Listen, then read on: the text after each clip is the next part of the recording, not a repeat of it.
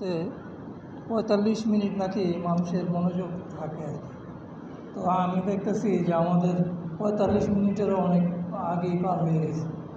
তো আর সভাপতি হিসাবে তো বক্তব্য না, আমি কৃতজ্ঞতা জানাই আজকের এই অনুষ্ঠানে যারা উপস্থিত হয়েছেন, বিশেষ করে আমাদের আজকের যিনি প্রধান অতিথি আমি এবং রাসেল ভাই যখন গেলাম, স্যার খুব হাস্যোজ্জ্বলভাবে বললো যে অনুষ্ঠানটা ভালো করে করেন। হ্যাঁ, কোন জায়গায় করবেন? আমি বললাম যে স্যার আমরা তো গ্রন্থাগারে করতে চাই, তারা ডিস্টিংগুইশ পার্সন কিছু আসবে, আর উনি আর ভালো করে করেন এবং শিল্পকলা একাডেমিতে করেন। তা আমি আর রাসেল ভাই বললাম যে ভাই যেভাবেই হোক আমরা হলের মধ্যেই করব। তা আমি আসলে একজন মানুষের কাছে যাওয়ার পরেই বোঝা যায় যে উনি কেমন ধরনের মানুষ, দূরে থেকে জাজ করা যায় না। তো স্যারকে আমি দেখলাম যে একজন সংস্কৃতি মনা এবং সঙ্গীত পিপাসু তার মধ্যে কাজ করে, সেই জন্যই আর দেরি না করে উনি দাওয়াত গ্রহণ করলেন এবং আজকের এই অনুষ্ঠান আপনারা সফলভাবেই হচ্ছে বলে আমি মনে করি। আর এই অনুষ্ঠানে আমার যিনি অত্যন্ত প্রিয়ভাজন ব্যক্তিত্ব, যে জেলা পরিষদের চেয়ারম্যান, আসলে কি ওনার সাথে আমার একটা হৃদ্যতা আছে।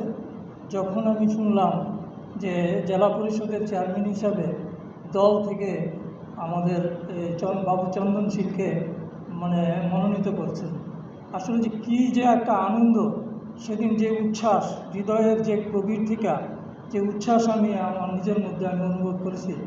গিয়া দাদাকে বললাম, যাওয়ার পরে উনি বলল যে সবুজ ভাই, আমি যেন এখন যা আছি আমি যেন সেই রকম থাকতে পারি, এটুকুই আমার।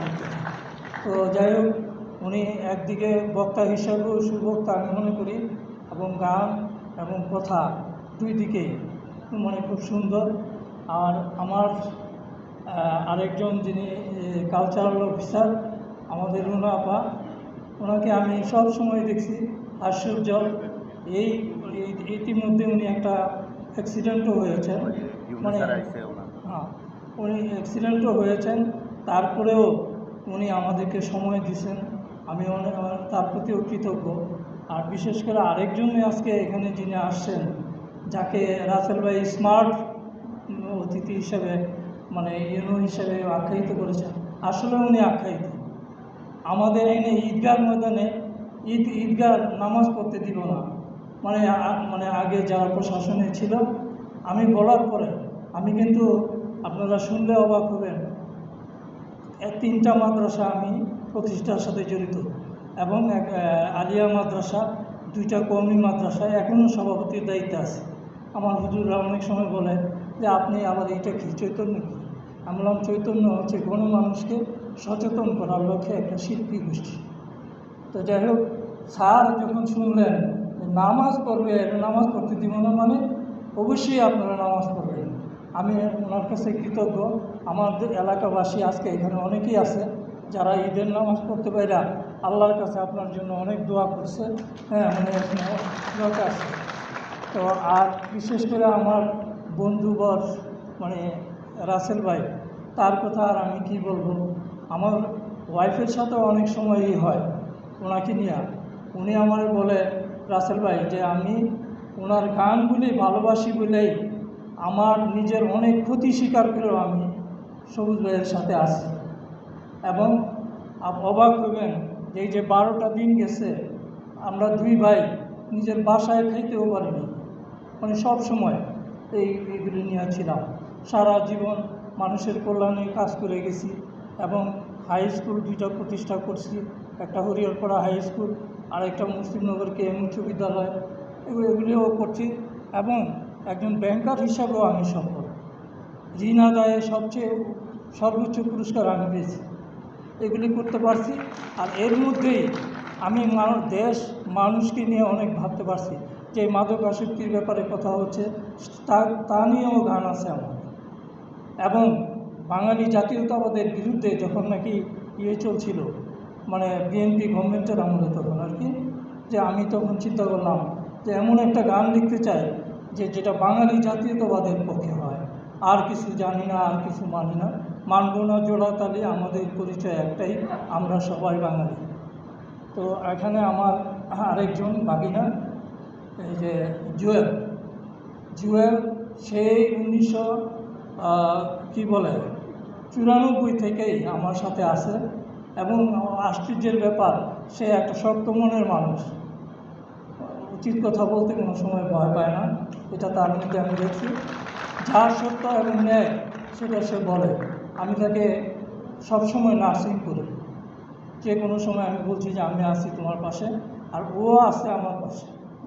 ধন্যবাদ দিই, আজকে সে অনেক কথা বলছে। আর বিশেষ করে আমার যে বর্তমান সংগঠনের সেক্রেটারি মুজিবুর রহমান ভাই, উনি অত্যন্ত সাদা মনের মানুষ, গান ভালোবাসেন। এই জন্য দেখছি যে যখন যেথায় যেভাবে কাজ করতে চাই উনি আমাকে সহযোগিতা করেন। আরও এখানে যারা উপস্থিত হয়েছেন সবার প্রতি আমি আন্তরিক শ্রদ্ধা, ভালোবাসা এবং শুভেচ্ছা দিয়ে আমি আমার সমাপনী বক্তব্য এখানে শেষ করছি। আর আজকের যারা অতিথিবৃন্দ আছেন, প্রধান অতিথি সহ প্রধান আলোচক, আমি শুধু বলবো যে এককভাবে 2টা গান আর 3টা কোরাস গান, এই গানের মুখগুলিও আমি বলে যাই। আর কিছু জানি না, আর কিছু মানি না আরেকটা হচ্ছে সমাজ বদলের মিছিলে শরিক হয়েছে কারা, গুলবান বাতাসি শোনাবান, ধলামিয়া কালামিয়া রূপচা, এইবার শোষণের হবে অবসান, এটা একটা গান। আরেকটা হচ্ছে আপনার যোগ্য পিতার যোগ্য কন্যা, জননেত্রী হাসিনা, বিশ্ববাসী তোমায় ডাকে মানবতার মা, উন্নয়নে তোমার সঙ্গে হয় না কারো তুলনা, এই একটা গান। আর বঙ্গবন্ধুর উপরে এসো শ্রদ্ধা করে আর স্মরণ করি সেই মানুষের কথা যার জন্ম না হলে হতো না কোনো বাংলার স্বাধীনতা আর জাতির জন্য বঙ্গবন্ধু, যেটা আমাদের নেত্রী জননেত্রী শেখ হাসিনার সামনে গিয়ে আসছিল আমাদের শিল্পীরা। আজকেও এখানে ইব্রাহিম ভাই আছে, আরও অন্যান্য যারা আছেন, আপনাদের সবাইকে আমি অনুরোধ করব যে অন্তত গান শুনে যাইতে হইব আজকে। এইটা সবার কাছে আমি আশা করি। সবাইকে ধন্যবাদ জানিয়ে আমি আমার বক্তব্য এখানে শেষ করছি। জয় বাংলা, জয় বঙ্গবন্ধু, বাংলাদেশ চিরজীবী। আমি